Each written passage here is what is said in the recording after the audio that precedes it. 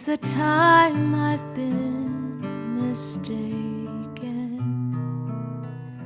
and many times confused.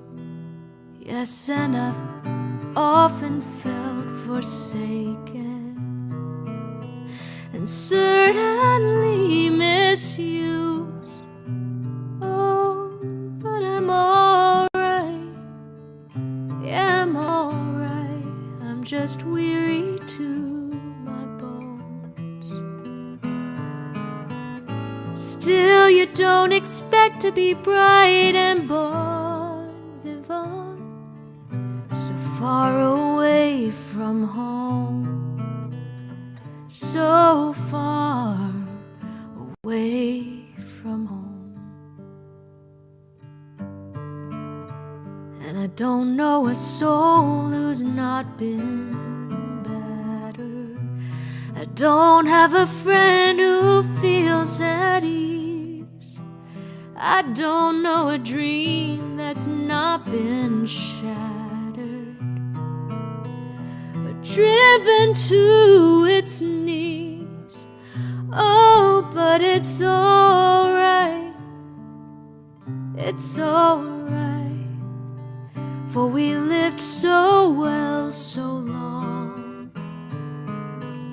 Still, when I think of the road we're traveling on, I wonder what's gone wrong.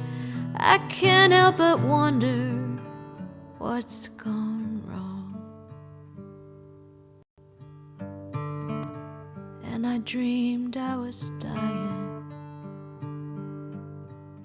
Dream that my soul rose unexpectedly, and looking back down on me, smiled reassuringly. And I dreamed I was flying, and high up above, my eyes could clearly see the Statue of Liberty sailing away to sea. And I dreamed I was flying. For we come on the ship they call Mayflower. We come on the ship that sailed the moon. We come in the age's most uncertain hour, and sing an American tune. Oh, but it's alright. Yeah, it's alright. You can't be forever blessed. Still, tomorrow's gonna be another working day, and I'm trying to get some rest. That's all I'm trying to get. Some rest.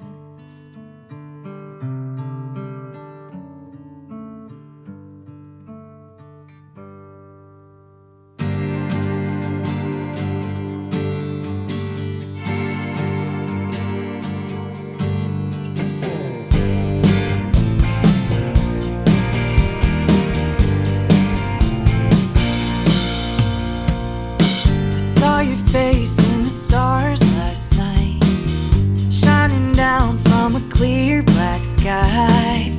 Colorado turned out the lights.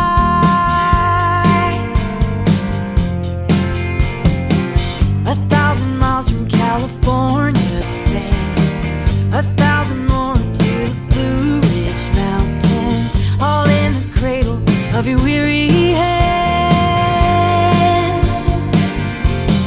staring at the great divide, staring at the great divide, staring at the great divide. Looking to the left, looking to the right.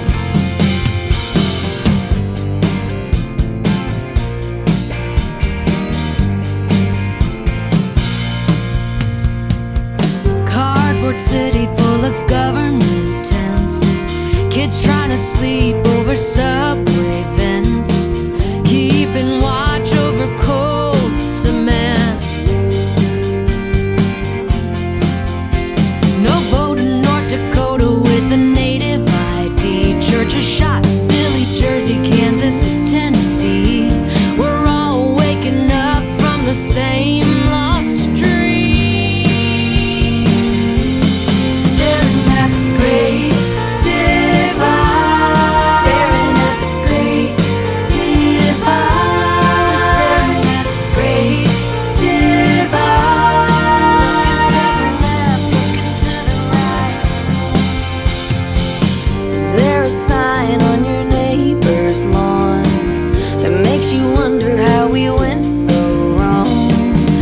me a sign we can all get on.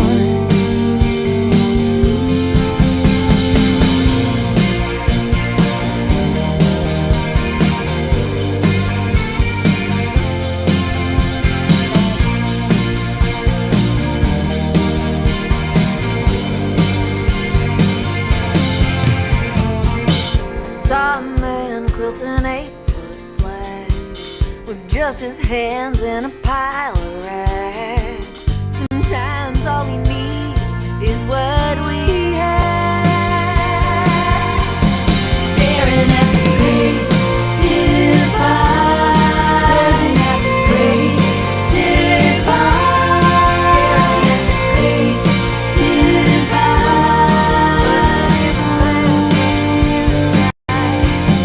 Staring at the great divide. I only see what I can see. Divide. Feeling small, not that great divide. 'Cause from where I stand, this doesn't look like a promised land. At the great divide. I only see what I can see. Divide. Feeling small, not that great divide. 'Cause from where I stand, this could still be the promised land.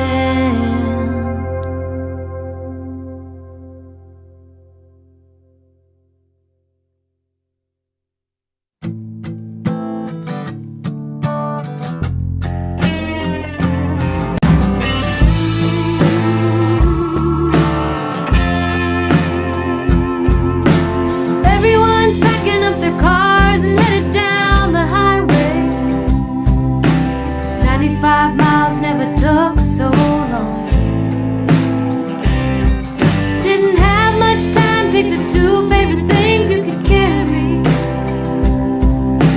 Pray you don't run out of gas before the wind gets strong. Who knows? There will be a place to come home to, and who knows if the nails and plywood will hold, and who knows if it's any safer where we're going to. But it's west and north and now.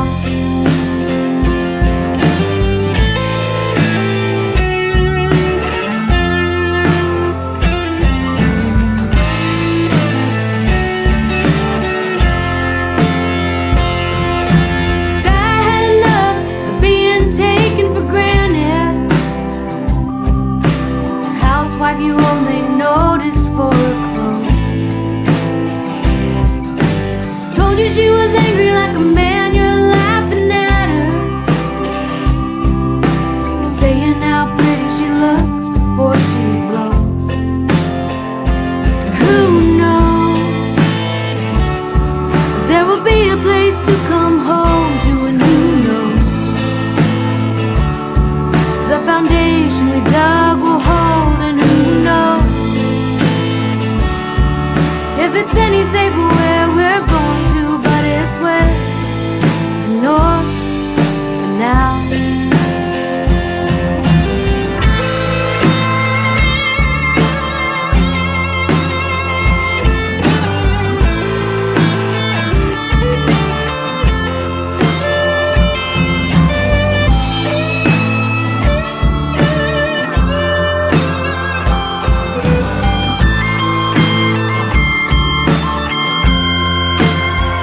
Who knows if there will be a place to come home to, and who knows if the nails and plywood will hold, and who knows if it's any safer where we're going to. But it's west and north and now. Yeah, it's west and north and now. Who knows?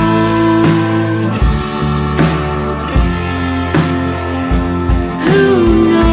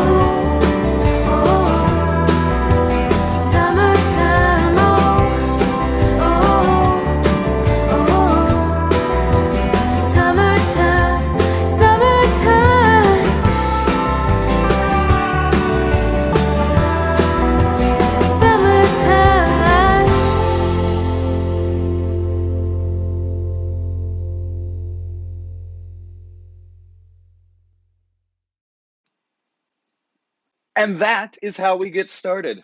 Hello, everybody. This is 20 Question Tuesdays, and I am Jeff Plankenhorn. Let me know you can hear me out there because I am broadcasting from the home studio today. Down at my studio, aka the Plank Tank, we are having internet troubles. This week, my guest on 20 Question Tuesdays is the fantastic and amazing and wonderful BettySoo. And I am thrilled, and we are going to have a really, really, really good time. For those of you who have never been to a 20 Question Tuesdays, basically the deal is this. Early on in the pandemic, I turned my computer screen on one day and decided I would just do a little workshop on a Tuesday here on Vancouver Island, where my wife and I spend pretty much, half the year here, half the year in Texas. It's awesome. But wanted to do a little workshop, turned on the camera, and I just started getting questions from all over the place. It was so great, everybody who showed up. I had musicians, and I had songwriters, and I had like pickers, and I had managers and promo people and people who didn't know necessarily anything about music, but had the best questions. And it was really cool. So Sheila Steele from Austin Music TV asked if I would put it on the cable channel. And I said, well, that's pretty cool. Sure.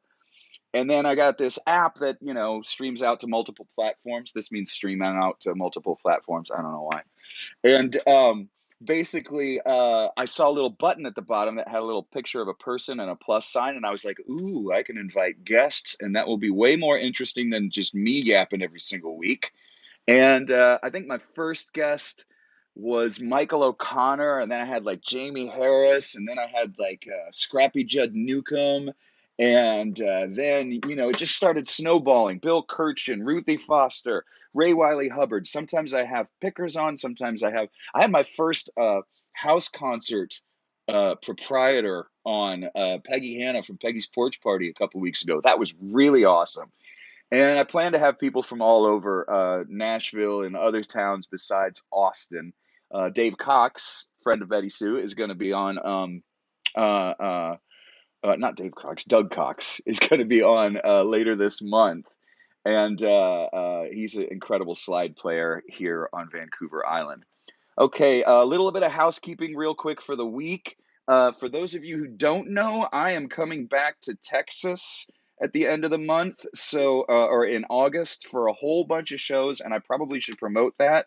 Go to, don't laugh, plank.wtf.shows if you want to be able to get tickets for all those kind of things. You check them out there. That's really great. Also, I have a absolutely brand new EP that just came out with a song by Joe Ely, because I do this covered uncovered thing where I do like somebody who's a hero of mine, and then somebody famous, and then a couple of originals, and that can be found here at plank.hearnow.com. It's great. You go to that thing, and it just kind of shows you all of the places. So wherever you find music, you will find my music there. And of course, check out my playlists on Spotify and stuff. I love promoting my friends like BettySoo, like Kate Howard, who's here, like Jana Pokop, who's here. And the Roots Rock and Americana playlist on Spotify is doing really great. Thanks very much. Also, splitting the tips, as always, with my guest.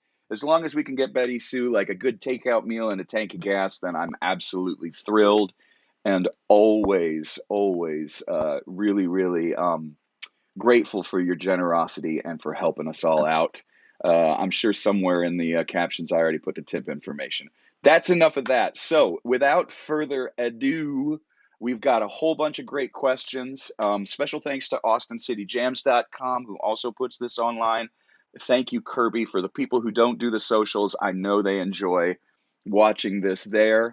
And here comes BettySoo. Hello, you. Well, hello, you.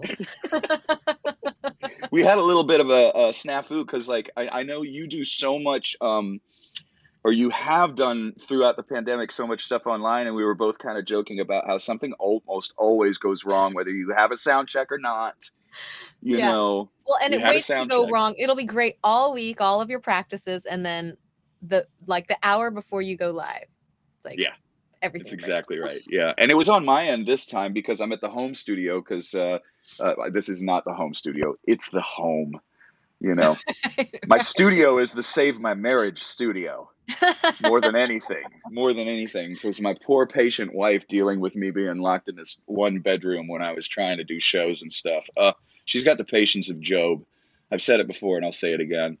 But enough of that. I say we dive right into the questions. What do you think? Sounds good. Yeah. Okay, Let's because do we've it. got like really, really, really great questions. Let's see. Okay, I'm gonna start with. Okay, and this is weird. I'm gonna start with a really, really strange one. Joseph Level Oh says, yeah. I know, ask Betty Joseph. Sue, do blondes have more fun? I'm sad to say yes. They, Um, they do. I am Tell me sad to why. say Is there a because you know story? that I was a platinum blonde for a couple years, Oh yes, I do. Of and course. it was a very eye-opening experience because Uh-huh. people are nicer to you when you have blonde hair, even No if way. you've got like an Asian face and it's super obvious that it's fake. Yeah. Yeah, no, people are nicer to you. It's weird. Well, then I'm thinking about it. I get people all the time asking me if I dye my hair, which I think is ridiculous because I'm like, why would I dye this and not bother with this? I've been asked so many times, and I'm like, I'm kind of doing the age gracefully thing, you know what I mean? And like, because I have a lot of friends my age that are desperately trying to hang on to their youth, and frankly, they ain't fooling anybody. You Right. Yeah, know, there's no they're there not fooling you know, anybody with the dye. the neck It's okay tells if it the works for you. story, you Oh know? yeah. There's Oh yeah. there's no avoiding old people neck. Like No, my neck looks older than it did 10 years ago, and 10 years from now it's going to look older than it it's does gonna now. look So, older. Yeah. Well, and you you know, can't have a beard to hide your chin that just becomes more and more and more. COVID or not, men get this, and so you wonder why we all love beards. yeah. It's not. Well, women get that too. I mean, that's just goes with the territory, you I know. don't know. I I don't don't know. know. I'm one of those. I'm one of those strange men, and I'm not trying to get points. I think women get more elegant when they get older. I love you You think too. I'm full of beans? No, I believe you. I I believe do. you. I I do. believe you.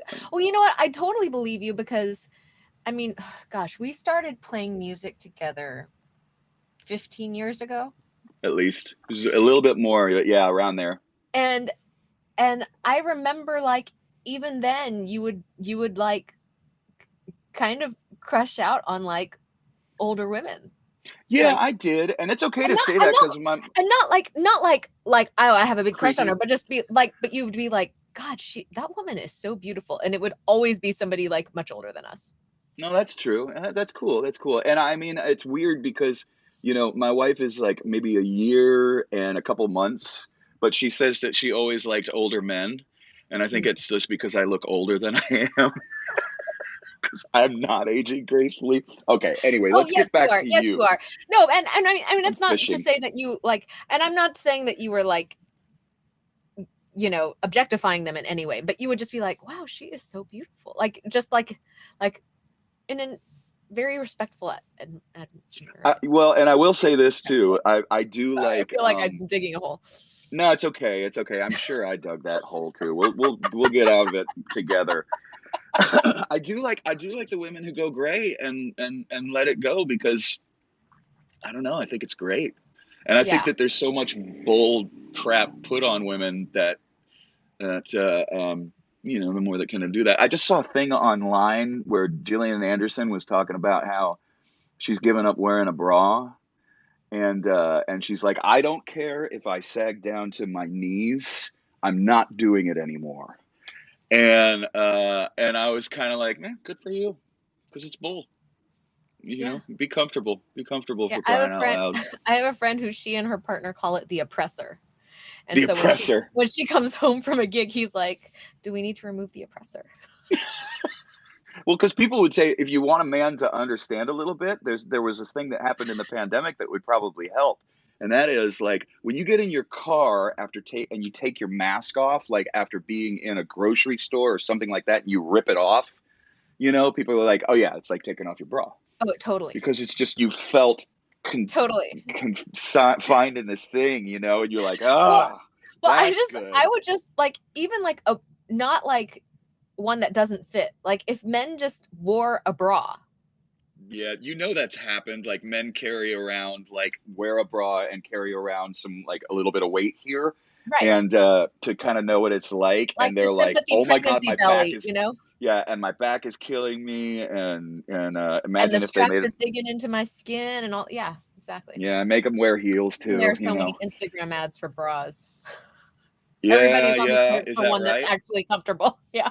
If Right, you're a right, female, right. you get so many bra ads because it's like, they're like, because everybody knows that whatever you've got is not comfortable. And guess what? Doesn't matter. The one in the ad isn't going to be either.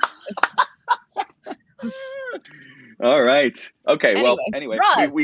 we came full circle from do blondes have more fun? And apparently, in your case, they do. Here's a really really nice question from Instagram from DK42. Korea is a very special place to me. How do you think your Korean heritage has influenced your music? If so, do you have a following there? Also, I'm going to Nobody's Happy Hour, planning the I-35 trek. How long will you be playing? So that's great. We get to also plug the show with that question. So I love the double question there.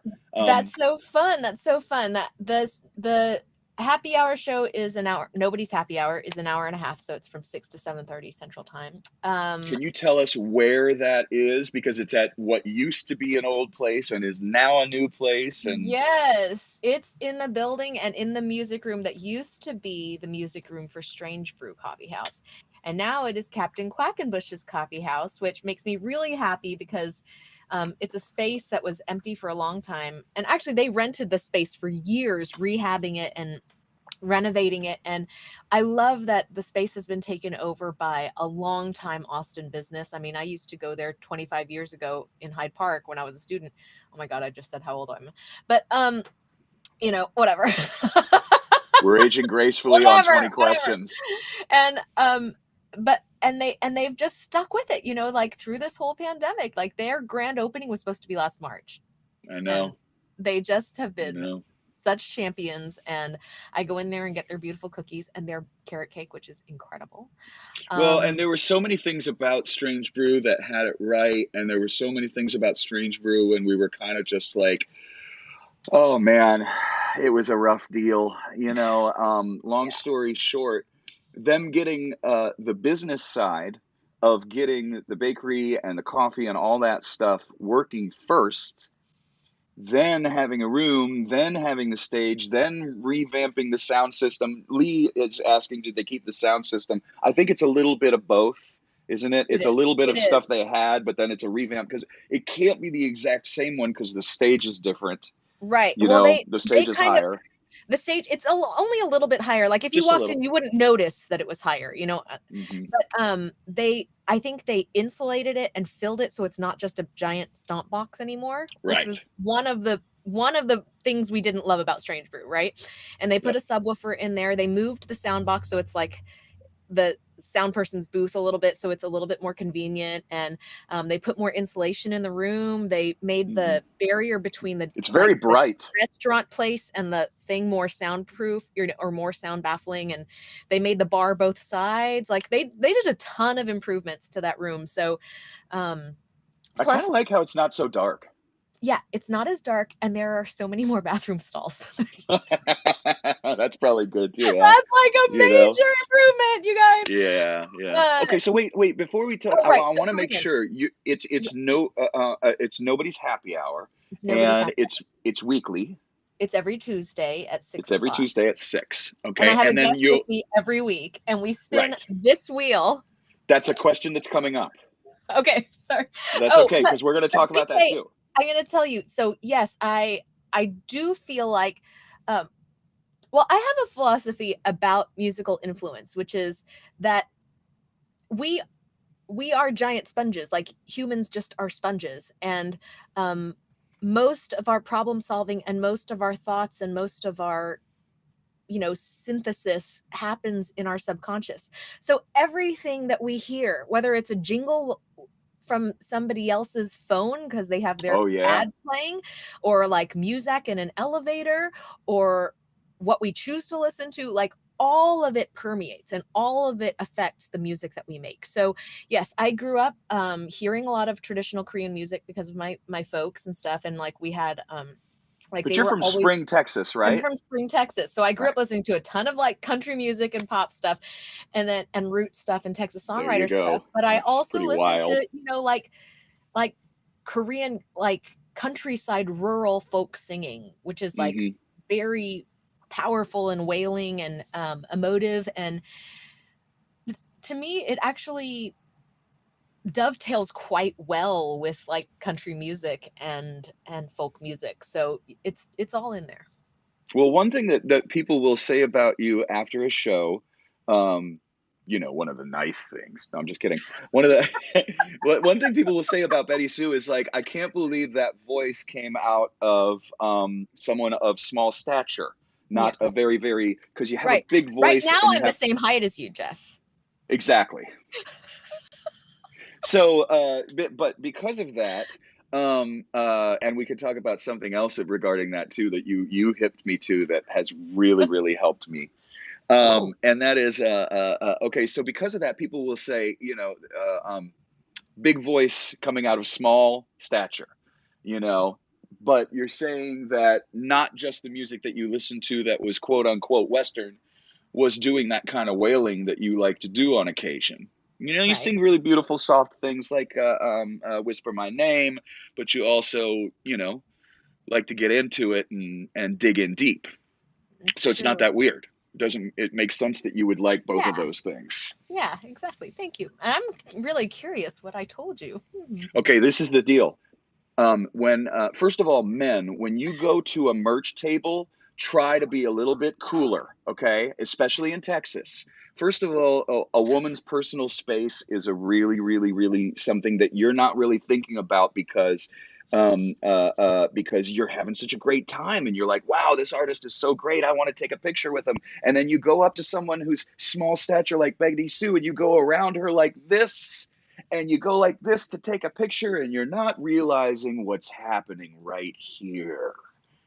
And basically we were talking about something and I didn't do it, thank goodness. I didn't do it, but it made me conscious of that forever. And it made me kind of let men know, please be aware of your armpit with a woman. I mean, for crying out loud, you should be already thinking about personal space. Not everybody wants to be hugged, you know. Right. So number one, that. Right. Number two, if somebody does want to take a picture with you, Especially now after the last year and a half. especially now, right? But I just envisioned being like you and being like, in your mind and being It like, oh, just I got to like take a lands picture. directly on your shoulder. And Yeah. like there are times where you just have like a wet shoulder. Oh, It is so gross. yeah, It's so yeah, yeah. The gross. things Nobody wants the that. gals go through. Nobody wants that. Nobody wants that. But anyway, okay, so that's really cool. But we also went to within your show. See, this is great. We Mhm. were doing a Segway City, and we never knew it was going to happen. Within your show, you just showed the wheel that you had. Could you bring the wheel back? Yes, yes, of course. Of course. Because Heather Miller wants to know, how did you come up with the wheel idea? So let's explain the wheel and how you use it in your show and how and then you can let us know how you came up with it. So this is the Wheel of Misfortune, sometimes called the Wheel of Terror or the Wheel of Excitement or the Wheel of Yeah. Dread, depending on how Yeah. you feel about it. Yeah. And so it has like 7 different activities on it, and Uh-huh. like guilty pleasure cover. That one's fun. Yeah. Everybody's got some music that whether or not they feel guilty about it, people probably shame them for liking it. So Yeah, that's fun. mine was Wrecking Ball by Oh, it's Miley Miley Cyrus. Cyrus. Oh, and you rocked that song. It was so good. It It's a good was song. so good. It is a I don't good care song. who you are. It's It's a kind of a good song. perfect song. It's written Um, by 7 people. it better be good. There's 7 people on that song. It better It be better good. be good. Yeah. My favorite thing is the audience request cover because it's an audience request of a cover that we don't know. Oh So we pull man. up the lyrics Wow. and then we just come up with our own chords, our own melody or whatever. And what's so fun is that it's like if most of the audience knows the original song, then they're all in on the joke in a way because they all know how different it is. But the artists, because they don't know the cover, they're not in on it. So they're just singing these words, and it's really fun. Interpretive dance is really where the audience dances to a song Is that it we where I get to do. vogue around your BettySoo thing? Exactly. Strike a pose around BettySoo's Patreon and Exactly. stuff. Okay. We have Um, unveil. I mean, there's all these things. So, unveil right, song is like unveil a new song. Oh, it could right be a brand now. new song, or it could be like a song that you just like, maybe you recorded and you never play it out. We all have songs like that, right? Oh, That are yes, on we do. albums that we never play, or like a Hmm. cover that you have known your whole life, but you never perform it, or a cover you just learned and you just, whatever. It's just an Now, how many unveiling. times do you hit the wheel during the show? Usually, Once? usually 4 times each, Oh, usually. man. Yeah. And you can land on right now, which is just make up a song right now, Wow. which sometimes is amazing and sometimes is amazingly bad. Oh, But yeah.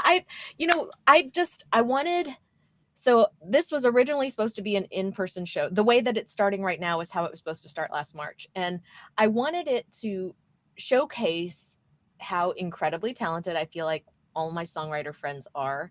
And I wanted it to be different material than you could hear at any other show, There you go. The and wheel is going to help do that. So that's the answer of exactly. how the wheel would do that, because it's impossible to know what's going to come out of that wheel. I Right, think right. it's a good mix too, because if you hit that wheel 4 times, 2 for each artist or whatever you end up doing, you're going to get, it doesn't matter if you hit the same thing every time, you're still Oh going yeah, to get an yeah. amazing, It's 4 you for know. each of us. So, Oh, because we do a jeez. round of the wheel and then we do a regular song swap round and then we do a round with the wheel and then a regular song swap round. And so half of the show is the wheel. And so the other artists and for myself, it's stuff that we're not going to do in other shows. Yeah. Um and I wanted that to be special because let's face it, like Austin artists, you can hear them, you can see them again, Often. it's not that rare to be able to see us. But I wanted something where you would only see this slice of them in this place. And I also wanted it to just be like vulnerable. I wanted Mm, us to be able to trip up and fall on our faces a little bit and the audience see how human this whole process is. But also I felt like these are all things that like a songwriter does. yeah, I Like, like to try and get into the zone anyway. right, when we're writing Except the songs, interpretive dance. yeah, except we imagine how people are gonna think about the songs or move to the songs. So, like, I Oh, feel yeah, like that's a good point. That's a so good point. I did I not feel even like think of that. so they're all things that I feel like are in the songwriter's wheelhouse, but they're very private. Mm, And I also thought it would be really special for the audience to be able to witness that and to share in mm. that a little bit, and for us to kind of take down the curtain a little bit. I thought it would be fun. Now, I feel personally like Austin audiences tend to be a little bit more into the process and be a little bit more excited about new songs. Try one out. Who cares if you mess up? Now Totally. that becomes a mixed blessing when we get out of town, and people I know have called it, friends of mine have called it Austinitis, because we go out of town and we play our list of songs and we look at the band and go, what do you want to do next? And then people are like, I paid $20 for this. And Right. in How Austin, it's okay. unprofessional or It's something. totally like that in other cities. They're like, wait a Right. second, like I didn't pay to watch you do your homework. They don't understand that we play often in Austin and that people come to shows over and over again, so that they're really um, wanting, what you're giving them there, Right. They love and, the risk factor, they love it. They love it, and it's a mixed blessing, and it's something that I try and tell my younger compadres, and that when you go out of town, don't do that. Do a show. Make it when you go out of Austin. Do a show.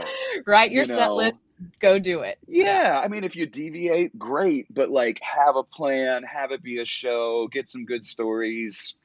Close to the end, one good joke to get them to the merch table. Do the things we do. Do the things we do and make it pro. Because in other towns, they're like, what's going on up there? Yeah.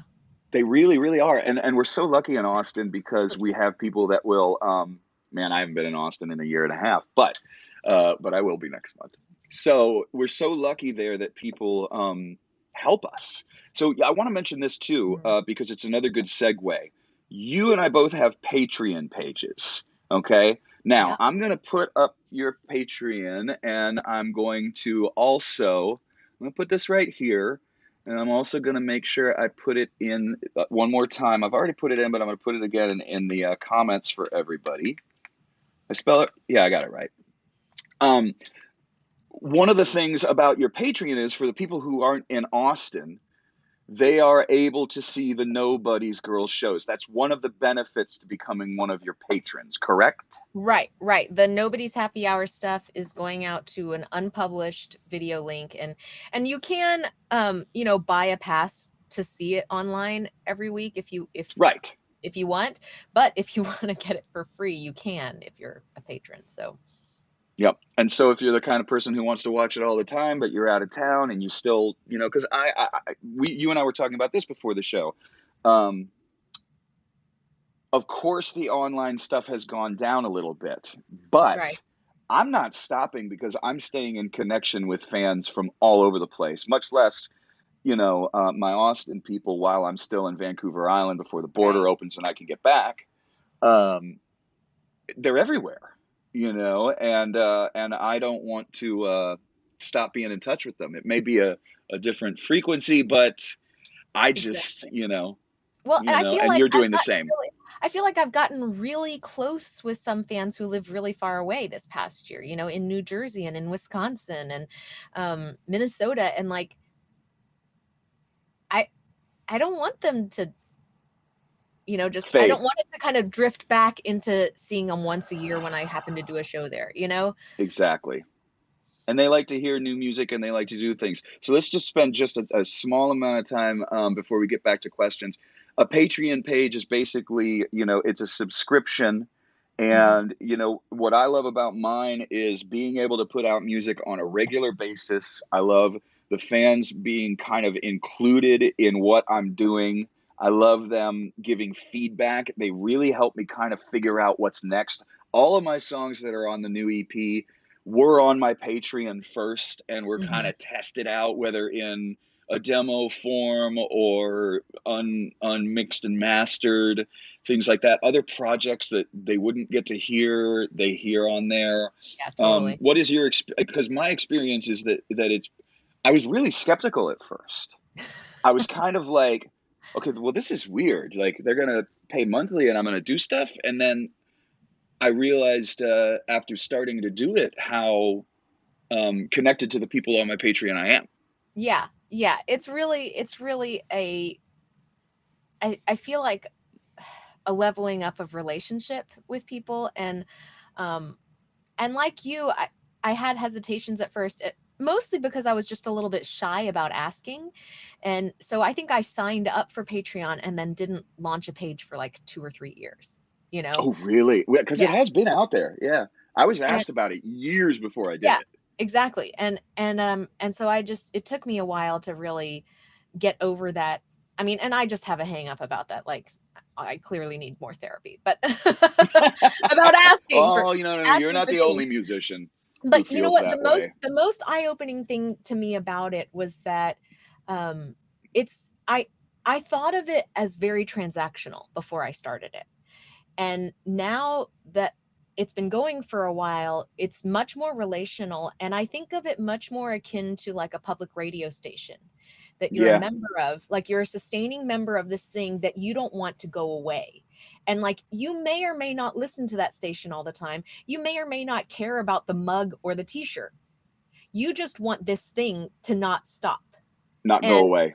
right. And I feel like that is the message that my patrons have resoundingly been saying is like the reason that they join most of the Patreon pages that they're on. They love the content, when they have time to check it out, to be Yeah, honest. yeah, And when they don't, they're just glad that they're part of making sure it doesn't have to go away. That like you and I don't have to become baristas again, yeah. No kidding, or whatever, right? or Yeah, whatever it's again. Yeah. it's that's a really really great way to put it. I agree. Okay, so we're about halfway through the show already. And I just want to say, first of all, thanks to Austin Music TV for putting this on the cable. Thanks to AustinCityJams.com for also putting it out there. Thanks for everybody who's watching. I try not to mention this too much, but real quick, this Boom, boom, boom. I always like to split the tips with my guest, make sure that I get them like a meal or a tank of gas. So thanks, a tank of gas. So thank you for that. If you're on television, you can see it right here. Okay, enough of that. We did it. And we're back with BettySoo, and we're going to ask some more questions. And we're also going to say hi to David Carl. David Carl, I just did a house concert for him on Salt Spring Island, one of the prettiest places Oh, on I earth. love Salt Spring Island. Just got back from Salt Spring Island. Well, maybe you could do a house concert for Dave when you're around. It was a gas, and it was right in between me doing the 39 Days of July festival in Duncan, and so it just worked out perfectly. It was really great. Hey, David, how you doing?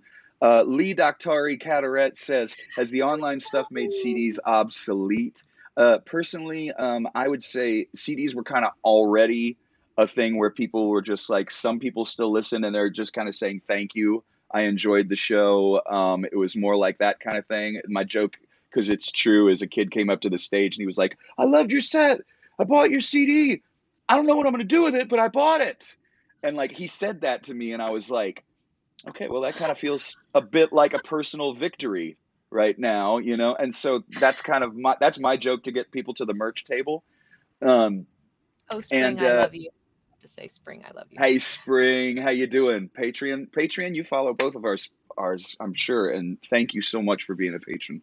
You're the But best. And you yeah. also put up really great content for us to help, and you share stuff, which is a great thing you do too. What is your take on I mean, my take on the CDs is it was kind of going the way of the dodo with Spotify and stuff. I feel like people who buy them, they either like the sound or they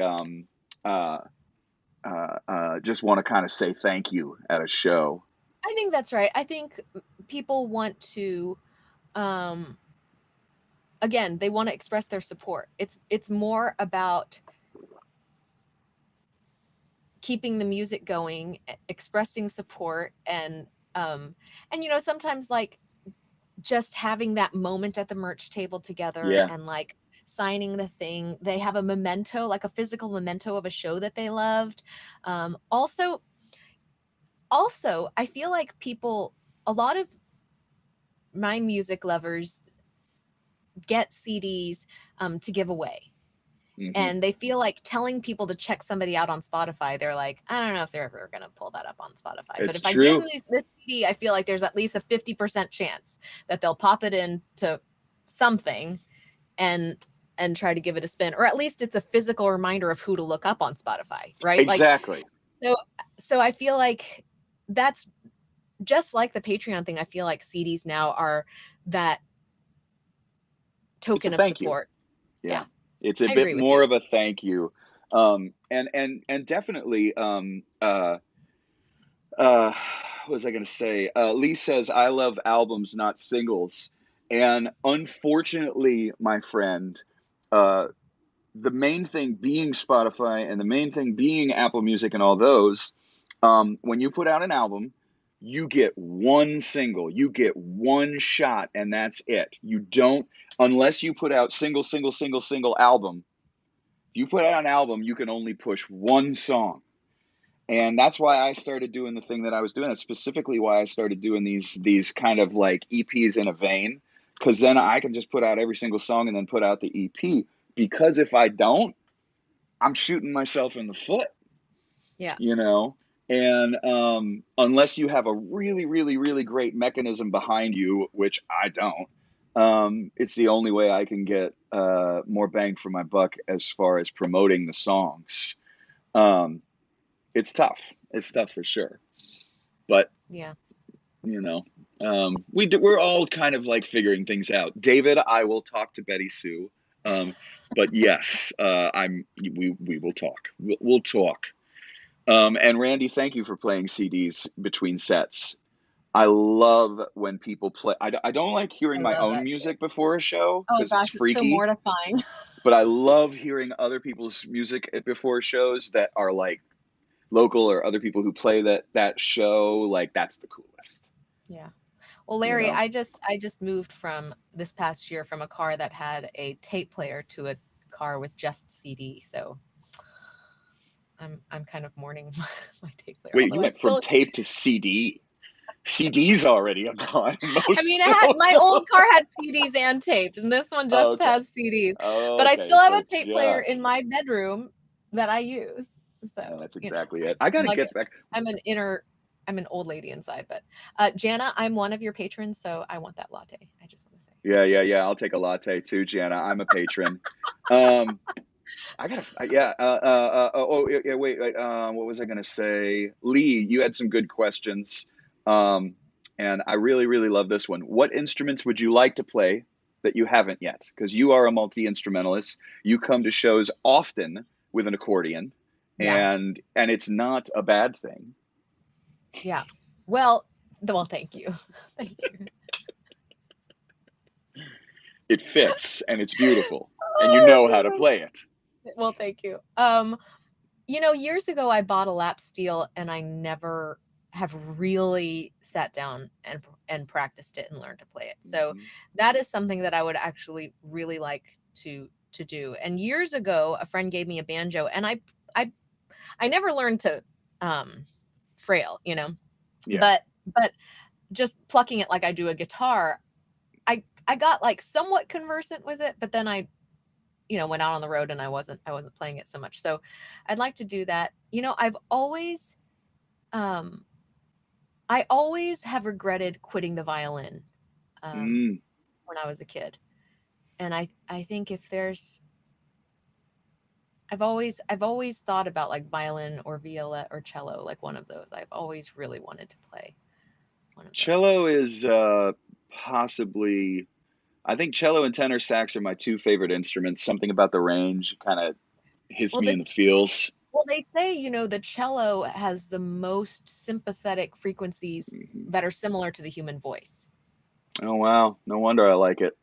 So Yeah. it tends to draw a very emotional response from people. Hmm. So It's interesting too. Being a multi-person who likes to pick up instruments and pretend they know how to use them in the studio, and somebody will say, "Oh, do you play ukulele?" I go, "Sure, give it to me." And that kind of thing. yeah, You can do that, but you can't do that very well with a bow. And just like pedal steel is very, very hard. Like I don't practice pedal steel near my wife. I don't. I don't. If I'm learning something and practicing something, it is away. If I well, pick up my guitar, noodle, I can noodle around my wife, I and she I thinks have it's to pleasant. I have to confess, I long-term loaned the pedal steel I bought from you That's to okay. somebody because It's getting use. I bought it from you, and then it was sitting there, and somebody was like, "God, I really want to learn pedal steel," and I was like, you can borrow mine for an unnamed amount of time because I'm I not spent a playing lot of it." time playing that.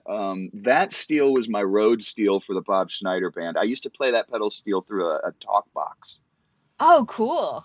and which is not as unheard of as you think it is. Some old country players did that, and it's really creepy and weird. All right, cool.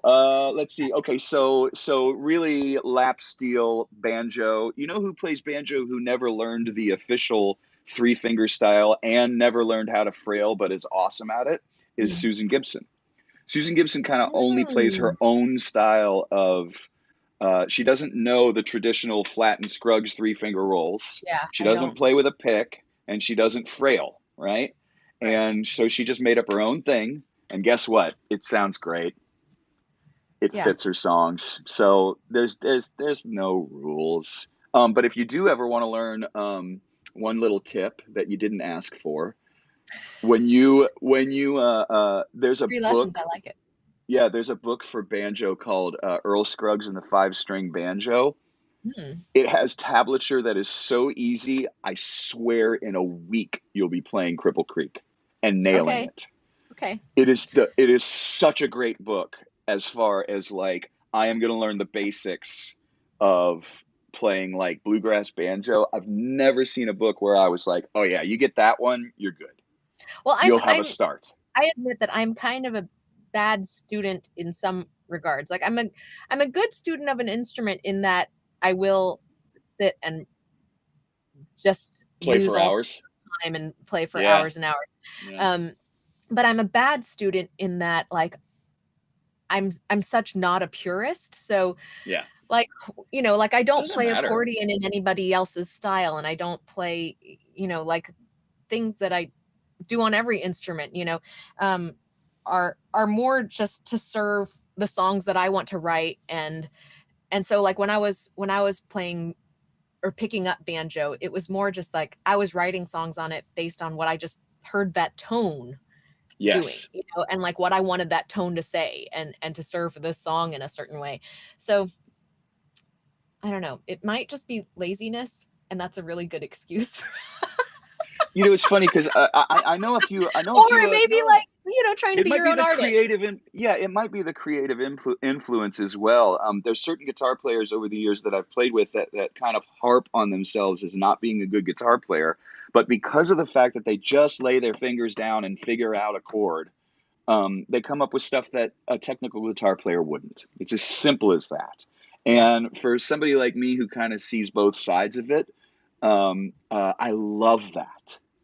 I love it, love it, love it. And I love it on all instruments because I think that's really when we look at somebody like Elizabeth Cotten and we freak out at how she's playing the guitar upside down, but strung, the other way and all this kind of thing.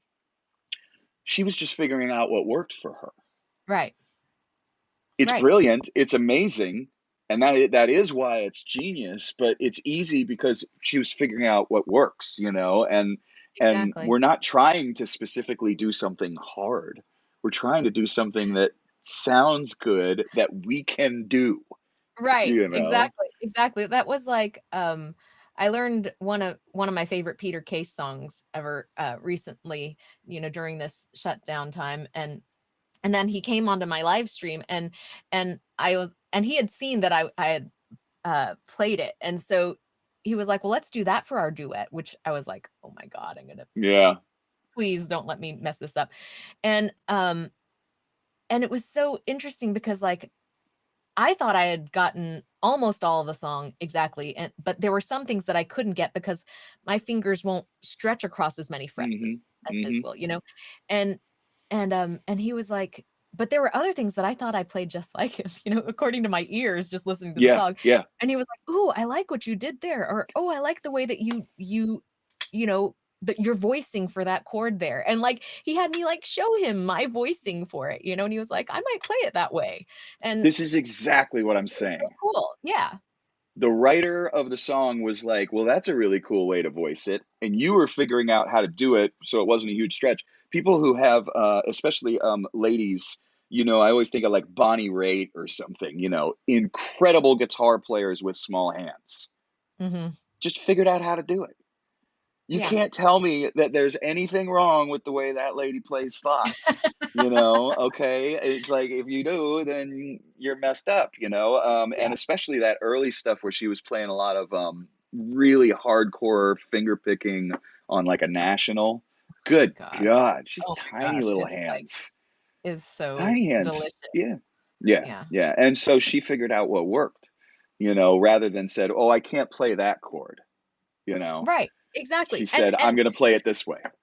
whenever somebody's like, "Well, I can't play guitar," and I'm like, because of my hands or whatever, I'm like, "Put your hand against my Yeah. hand." Give me some patience. Yeah, yeah, yeah, yeah, yeah. It's a I'm little like, bit more about the patience. believe me, if Yeah, this well, hand can play guitar, you can play guitar. all right. So once again, it's 20 Question Tuesdays. My guest is BettySoo. Let's see some other questions that we have not answered yet. Okay, we got that one. We got that one. We got that one. Ooh, ooh, ooh. Susan Darrow from KPFT, who we love, Oh, I love and we love Susan. public radio. KPFT. She always asks really really great questions, but sometimes she gives you a softball because it's just something that needs to be out, and I love this. It's a double question. Can you please tell us about the new album from Nobody's Girl, due out July 30th? Yes. Let's start there. And then she said, also, who is our Nobody's Girl, and what's the magic behind those sweet harmonies? Talk about a Okay. softball. I love it. She is like, Susan, I will bring you some topo in glass bottles. There Um, you go. uh, sh- well, and also she asked, "Who is Nobody's Girl?" Because our website is Right. wearenobodiesgirl.com. Like, I was like, she's so strategic. It's like blowing my Right. mind.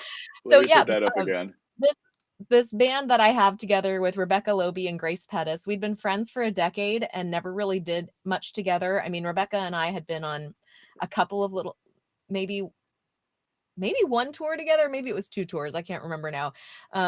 But you know, mostly just kind of running on parallel tracks. And Rebecca Yeah. asked us to go on a co-build tour together, and we thought it'd be cool to write a song. And like my big strategic thought was, if we write a song together, then it could be either the the closing of a set or something. And like it'll be the Mm. only tour ever, like these 3 weekends, Yeah. 2 weeks would be the only time ever that people would hear the 3 of us sing our song together. So like why go to this show instead of one of their solo shows? Like, well, if you want to hear this song, like that's where you're going to hear it.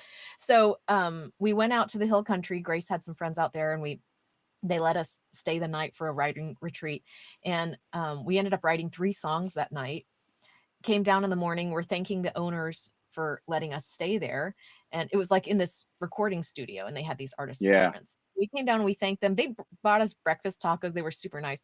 And at the end of playing our 3 songs for them, like just thanking them, they were like, "We're starting a label. Would you like to make a record with us?" When does that happen? It's like 2017 or yeah. And Wow. we were just like, excuse me? Yeah. That exists? Squeeze me. And that exists? That still happens? Like, am I in Sun Radio in 1954? Like, what's happening? Yeah. And or I mean, not Sun Radio, but Sun Studios. Sun Studios. Yeah. Yeah. So next thing we knew, we were a band, and we hadn't played a single show together. We, we had like never done anything together. So that's the story of Nobody's Girl. We have our first full-length album coming out at the end of the month. We co-write all of our songs together, but there are 2 covers on the record that we're really proud of. One is Carole King's So Far Away, and the other is Ooh. Eliza Gilkison's Beauty Way. And Ah, that is I the know, ultimate song about the true troubadour, or really, it's about the guitar player, yeah. And me being someone who played with Eliza, and man, I used to love singing those high harmonies. It was the Ugh, Sean Colvin, I think, did them on her record, yeah. and then I remember Eliza being like, "It's weird." She's like, "I can never get anybody to do those harmonies, and you're a guy." I was like, yeah, I have to reach a little bit for them, but I used to love singing those with her. It's such an incredible song, from top to bottom. I Such an can't wait to hear incredible your song. guys' version. Now, I just want to say earlier, when we start the show and I do that intro where I'm taking questions for 15 minutes, you let us have a preview of that with the song Promised Land. Promised Land. Yeah. Okay, so if you guys want, that is available already, and I'm going to make sure that's on my Roots Rock and Americana playlist after we get off today. And so fantastic, everybody. Oh yeah, I get to do the Vogue thing again. Strike a pose, there's nothing to it. Dunk into it, Vogue. Um, I love showing it. my age. Um, Not at all showing my age with that one. Okay, let's see. Dan Jason ask if tickets are available at the door for Quackenbush Nobody's Happy Hour with John Yes. D. Graham tonight. He said, "I'm not a fan of Eventbrite. Perhaps discuss it from a musician's perspective." You can Um, totally buy a ticket at the door. there, it's as simple as that. Are you is Eventbrite something that, I mean, I don't usually That's personally something have that a the venue choice. is Exactly. doing. Yeah. I And have I have venues that use it and other venues use other things. and I We will just kind just of go with say it. and I will just say that like Quackenbush is being super generous with the artists. I mean, they for right now, they're absorbing production costs, they're absorbing, Mm. I mean, and it's not like they've had, a year and a half of blockbuster Yeah, shows to business, like put it in. Yeah. Yeah, I mean, they are just doing everything in their power to show good faith. And I'm just You're every floored. interaction I have with them floors me about how kind and generous and open and just respectful of artists that they They're are. doing it right. So whatever ticketing they want to use, Yeah, I'm you like, just kind of go with great, it, right? great. Yep. You know? Well, we didn't actually ask Susan's question about what's the magic behind those sweet harmonies. Is there any particular magic? And that will lead into another question of Kate's in just a second. Is there anything particular did you guys kind of find a thing where, or do you just kind of switch them up in Nobody's Girl all the time? Is it different who does what, or do you fall It into is. certain It's stuff? different all the time. It's different all the time. Um, in and now, like almost every song on this record we switch taking the leads within each Yeah, song, yeah, and that's and really cool.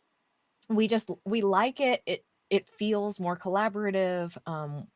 All of us enjoy singing harmony. All of us enjoy, going to different parts of our range, and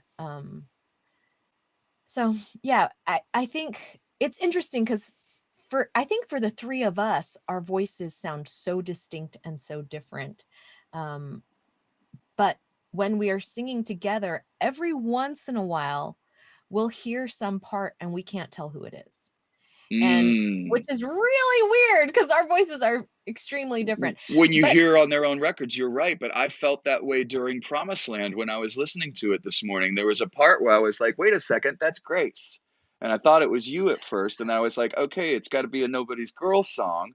And then right. I was like, oh, cool. They have really blended this to make it sound like a song and make it work. And that's a bit of a conscious decision, isn't it? Yeah, and what's interesting to me too is that not only are our voice textures naturally different, but we each sing in very different ways. Mm-hmm. Grace has kind of a pop blues country approach to singing, that Grittier. that's yeah, it's kind of got that belty, brassy thing that she really loves to like hit that part of the edge of her voice. Rebecca's got like almost a Broadway type, very round, clear head Yeah. voice tone. And for me, I like to take my chest voice as high as possible, probably to a D or an E, and then switch into head voice. So like, and I Mm-hmm. like to use a lot of air I and was gonna not say, yeah, a I was ton of gonna say that. tone, Mhm, you know. mhm, So you do. so each of us have a different way of singing, and each of us have different voices, and yet somehow it works as a blend. So Mm. we're just like, okay, it works. Go with it. But that's like a perfect answer to the question, because that's why there's kind of magic behind those sweet harmonies. It's because not just do you know how to sing harmonies, but you've got three different kind of voices blending and figuring out how they work. Mhm. And that's pretty cool. So Kate Howard, our friend of the show, of course, Hi, asks, Kate. she says, do you prefer to find your own harmonies when backing someone up, or do you like to have them assigned? And I imagine that's for other things as well, because you know, I've seen you do it when I had you and Jamie come and sing some backgrounds once on a Chris Buhalis record, and it was a Yeah. blast. And watch you just picking stuff real quick and go, okay, you do this, you do this, you do this. But is that generally the thing between other projects, or doing harmonies for yourself, or what is it? I mean, Always different. I love writing and arranging harmonies. It's super fun for me. Yeah, me But I too. also love learning other people's harmonies because it's so sometimes it's like exactly what you would have done, but most of the time it's not Yeah, note for note, and it's wonderful to step into somebody else's harmonic world. Just like learning a different voicing on the fretboard, right? It's like, yes, oh, it's the same four notes, but in this arranged different differently. arranged differently and stacked in a different order, and it gives this totally new color to that harmonic development. And so I feel like with vocal harmonies it's the same thing. So like, there've definitely been, most of the time when people call me in to do harmonies on their record, they usually say like, take like 3 passes, do different things, do what comes naturally to you. Um, and um, Then and we'll then let's comp it. just see what we have and we'll figure out which part we like best or whatever. But sometimes like like Akina and I are about to do this thing where we're singing with Gina Akina Chavez. Adderley. Akina Adderley. Yep. Friend of the show. And and like we learned the parts that she has on her record because they have such a like Latin pop feel to them. So it's not just rhythmic, it's harmonic, right? And It's that's part of the not going to be song. my first instinct. So it's super fun to learn a part that's already there too. So I like I it all. love that. I love that. I would just say one thing that happened to me when I was recording. Here's my name drop, Lee, so you can do the ding. This is the only time I've name dropped this whole show, so it's great. Or I probably have 5 times and I didn't notice. But when Scrappy Judd brought Patty Griffin in to sing, big name drop. Patty Griffin comes to sing on my last record, the Sleeping Dogs. He said, the thing that's unique about Patty is that what she says is, since she didn't learn to sing in church and she didn't learn to sing harmonies, she only creates counter melodies. So she says, I don't know how to like follow along in thirds. She's like, I don't know how to do that. And so I think that's one of the things that makes her harmonies unique. And ever since then, I've also like been in the studio and said, well, why don't you try creating a counter melody too? Yeah. And see what happens. And that is a lot of how I think about harmony parts. And I mean, it depends on the song. Some songs, like especially if it's definitely coming from the doo-wop tradition or something, Yeah, then it's or churchy, or if it's right. churchy, Then it's right? more just, Let's sticking stack into them. the harmony. Yeah. But one thing that I really prefer when I come in to do a harmony session for somebody is I want to see the chart. Yeah. I want to see the chords, because if they're doing some diminished chords or some suspended chords or the plus 9s or whatever, or 13s, like I want to see that, because then I know that there are all these extra choices that they're already comfortable with. Yeah, right? that's really smart. Because I like adding those non-dominant, kind of outside notes, and if the other players are moving into some of those I can't even speak, but alterations, alterations to the chords, then I know that on some level they're already comfortable with those outside notes, and so it's probably more fair game. Yeah, it's probably more that you go there. I'm going to interrupt just to say thank you to Austin Music TV. Before we go off, we're going to stay online for a minute. My guest has been BettySoo. And a couple of things just for everybody. Again, her Patreon is right here. Strike a pose. There's nothing to it. And the website's right there as well. And as always, thanks to AustinCityJams.com. We'll stay on and see if we can get through a couple more of these questions quick. But thank you to Austin Music TV as we go off. We're still on Facebook and Twitch and YouTube with BettySoo. Okay. Oh, Graham Weber, good to see you too, brother.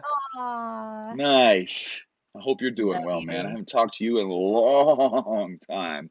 All right, so we're going off air, but we're going to stay on. I always have one question that I prefer to ask. And what's strange is I kind of already know this question about you. There's only one real Jeff Plankenhorn question, and it's who is your guilty pleasure music? And I love to know people's guilty pleasure music because it's always something, and it doesn't even have to be guilty. It just has to be left field. And the reason it happened is because early on in these shows, something happened and people found out that I was a Fanilow. And basically, when I was a kid, my mom would play Barry Manilow records right in between Stevie Wonder and right in between, classical music. And so I thought at 4 years old, it was just as fantastic. Right. And so when I hear Can't Smile Without You, I get a warm, fuzzy feeling. And when I hear Copacabana, I say, with a ribbon in her hair and a dress cut down to there, and I'm dancing on my bed like I'm 4 years old again, And so that's my guilty pleasure music for sure. And it only happens every once in a while. I don't have any records, but I'll hear it and I'll be like, oh yeah, it's Barry. Do the white man's overbite. I mean, what's your guilty pleasure? So I've got a lot. I mean, give us a few. Give us some few that people wouldn't necessarily know you listen to. My fans know that I have a a deep, abiding, guilty love for 90s country, like 90s pop Oh, country. really? Now there's a new one. 90s country. I'm like, It's wait a second. 90s country? I know. Well, in 80s too. 80s, 90s. Like Yeah. 80s I could get a little bit more into. I can get into I know. the Randy 90s is real Travis. guilty. 90s is 90s real is guilty. guilty. And Yeah. I mean, but like Are we I talking love about like Shania? Okay. All right. mm-hmm. You Yep. feel like a woman. Man. Yeah. I love it. Okay, so give me some more. Some more of So that ilk. What about what of that ilk? I'm curious. Of that ilk. Okay, so we know Shania is one of them. Is there anybody else? Shania, Alan Jackson. Don't Rock the I Jukebox? Oh my Is it God. Don't Rock the Is it There's that so era? many. There's so many songs. Like Okay. I'm a huge Jody Messina fan.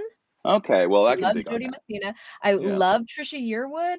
I mean, she Yeah. is like just one of the world's best singers. Like she's just amazing, right? I mean, Yeah. um, there's so many. I mean, of course, like just growing up in Texas, like growing up with George Strait, you just Oh yeah. that man was perfect. Like, Yeah. I mean, And he did a so lot of songs of our friends and our contemporaries and kind of helped some people kind of with their careers too. So you can't really, you know, yeah, you exactly. know. I mean, and like, yeah, so I love that stuff. Um, I will say that, like, albums that are on every device of mine that I own, like, when I get a new device, the first albums that you load onto there are always, The Sundays Reading, Writing, and Arithmetic, Pet Sounds, Pink Moon. Nice.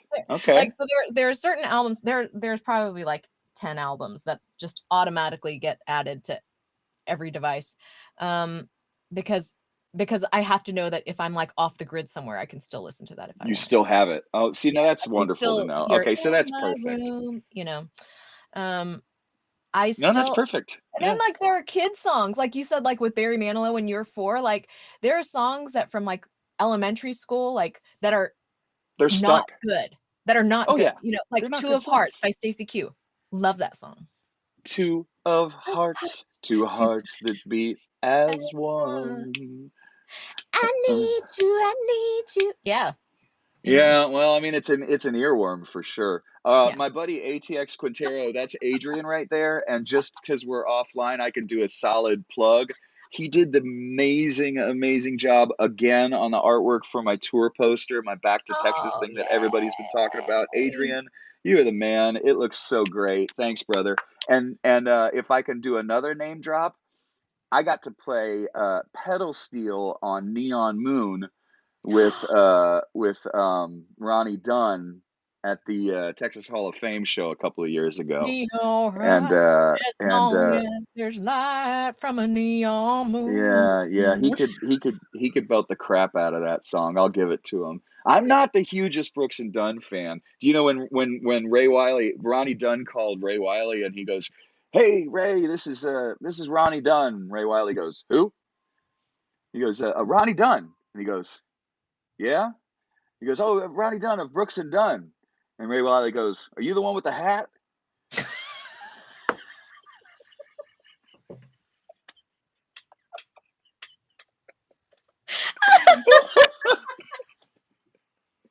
And it was the beginning of a beautiful relationship, supposedly. So they've been pals ever since. That's so Um, good. yeah, I love that story. Okay, so let's see. Let's do a whole bunch of plugs in one. I think. Oh no, we missed one question. Oh, Steve Young wants to know if you're available to do song swaps. I'm sure that question is not for me. That question is for Betty Sue, and I'm going to go ahead and say maybe if it's a good one. Yeah. She's probably available to do song swaps if it's a good gig. Bookings Right. online, right? Is your booking at BettySoo.com? Yeah. Yeah. Yeah. BettySoo.com for booking. Same for you, David. Just go to BettySoo.com and you can get in touch with Betty Sue about booking and stuff. But I'm happy to give her the good word once again on how great the show was. And when she's up here, Yeah. we'll I make just sure you need do to that. have And I enough could get you work one. to get to Vancouver Island, Well, well, and I've got another one. I just did a house concert here with some friends that moved from Austin. Sherry and Mary Margaret just started a house concert here, and it was fantastic. Oh, Uh, awesome. I I mean, there's a lot of people where, as far as house concerts are concerned, I'm there first. and hello, Mm-hmm. and it was Just really really great. seducing house concert hosts left and right. Hey. That's right. That's right. I get around. Um, but seriously, I was the first Burling Hall concert, and I was the Oh, first right. Deerfoot Treehouse concert for Dave Thiessen in Austin, and I love helping people start house concerts because they're so great. I don't know if this is a bad thing. I think I have been the last concert for like 3 different house concerts. So wait a second. I don't know. Maybe that is kind of a bad thing. You Well, end house concerts for I will people. say they all decided to end before they booked me. Okay, well that's different. It wasn't like I played and they were like, "No more. We're done." I thought, yeah, I mean, it's kind of the way you put it. Although, yeah, Um, I know I was kind of leading. That was no, kind of that's leading. good. Man, that's good. That's good. But Okay, so then I'm gonna make sure we get through all the questions. Okay, we got the Lee, we got one of Lee's. Sorry, we got one of yours. We got that. We got that. We got that. There was one more. Oh, I thought there was one more that I missed. Oh, Larry King always likes to know, and Larry's a friend of the show, always here, and thanks as always for the tips. Um, I'm always curious if your guests were in high school choir or other activities, and he does ask that a lot, and it's interesting. Were you a high school choir, or what were your high school kind of things that you were up to? Some nope, people start later. I took music lessons since I was like 4 or 5. I took piano from a young age, and then I took violin lessons. I played oboe for a while, for a tiny spell. I played flute for a few years. I actually taught flute lessons in high school. Mm, But in high school, I was not in band or choir. I was an art student. I was like an mm. art kid all the way. That was totally my world in high school. Um, yeah, and then I didn't actually own a guitar till I was in college. Oh, that's so cool. I Bought think it at that's so Great cool. Music.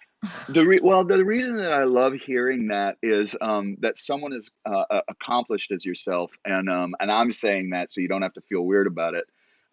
Someone who's done a lot and written a lot and become a great guitar player, and I think you're a great guitar player. I think you come up with really cool stuff. Um, Started at a little bit later later year than I did this from the beginning. Now you could say that you were already musical and that you already had a lot of music, and that's true. Right. But I do know a lot of people. Oh, thank you, Kate. Thank you, Kate. That's the one. I was scrolling up and down, and it's because it was a second question for you. Kate asks the organizing question. Here it is.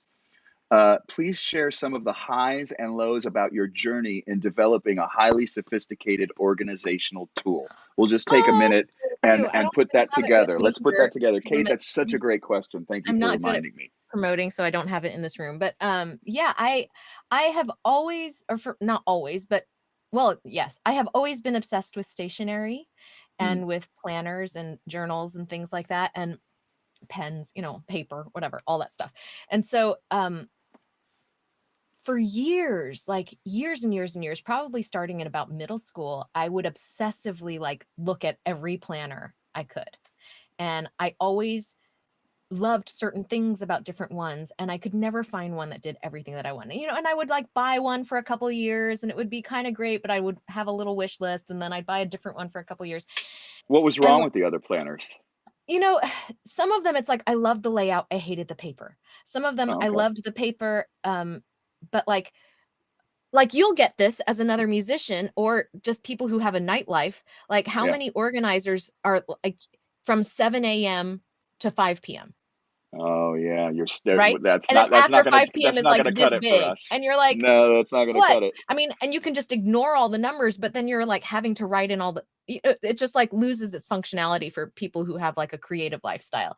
And then there are ones that are like gratitude journals or, focus or creativity journals, but then they don't have anything for like your organizing life. And like, what am I going to do? Carry 3 books around? Like, Right. no, Right. and then like there are people are like, oh, well, you just write your gratitude. And it's like, well, you don't tell me like how to do that. And so I've Mhm. always, so like years ago, I started making my own planner. Like I would just get blank books and I would just draw my layout every week, or like a month in advance or whatever. And um, I just, when like, and for years, people who I toured with or whatever, they would see my planners and they'd be like, "Oh my God, can I flip through that real quick?" And I'm like, yeah, but like kind of stay away from some of it because it's really private. Because Sure. I Yeah. journal Right. in there, like my transaction registers for my banks are in there. I mean, like everything's in there. Because I just want everything in one book. And people started asking me if I would make them a planner. And I was like, well, I don't really know how to do that because it's like it's so personal. Yeah. But then when everything shut down, I thought, you know, I bet I could do this. So I will say, Kate, it's really hard that like basically the requests that people have after this first year of printing are in direct conflict with each other. Like the few Right. requests that I've gotten from people are like more notes pages interspersed, less notes pages interspersed. It's like, well, Okay. Yeah. Yeah. okay, I Yeah. guess that's probably striking the right balance then. Um, but uh the hardest thing really was something that we overcame for this next year was that I really wanted to have a spiral binding that was like hard wire and hardcover. Oh. And um but I couldn't find a printer that would print a small enough batch for me with high quality enough paper that would do that. Um it And was still like, make it not a yeah, ridiculous amount of money for this planner. exactly. Like I'd have to charge $150 per planner or Yeah. something, which Yeah. I just couldn't see doing. Um so so I had this very high quality paperback with like the upgraded glue and the upgraded whatever. Um, and some people really like it. Like some people were like, I don't want to go spiral. But I was so excited because this year the printer that I use is gonna Added. has introduced hardcover wire binding. And I'm like, oh, thank you. Because now the idea of it just laying flat on your desk and staying open Yeah. to that page, like huge difference. So of course, the difficulty with that is I now have to not only change all of the formatting of the dates and stuff because all the months change shape from year to year, Right. but the whole page is slightly different size. Well, I mean, because once you have for those of us who spend our lives in notebooks, legal pads, everybody gets used to a certain thing because that space by the wire is very, very different on this side than on this side. Yes, And like whether you're left-handed or right-handed, when you get close to the wire, it's like, well, I can really only get this close, and then I just like all of a sudden I can't even read my own writing. exactly. We're working for every little inch when we're writing an idea or something important we need to remember. Exactly. So So that I'm format's kind of important. going through a whole formatting nightmare right now. I'm testing doing it sideways.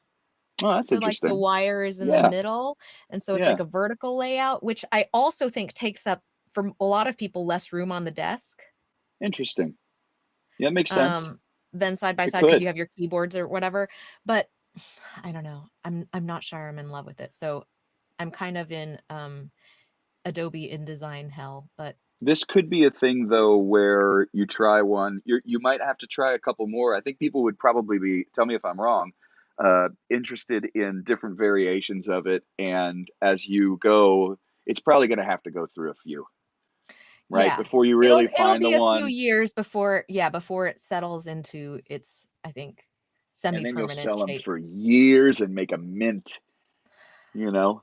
I hope No, so. it's I a mean, labor of love, I'm sure. yeah, I mean, what I'm so grateful that so many people, I didn't sell a ton of them, it was the first No, year. But I broke even, which yeah. blows my mind. For a beginning project, that's all you can ask. Yeah, exactly. And so many people have told me like amazing stories about what happened. Like one of my friends was like, it helped me organize to the point where I finally got a dream job that I've been looking for 4 years.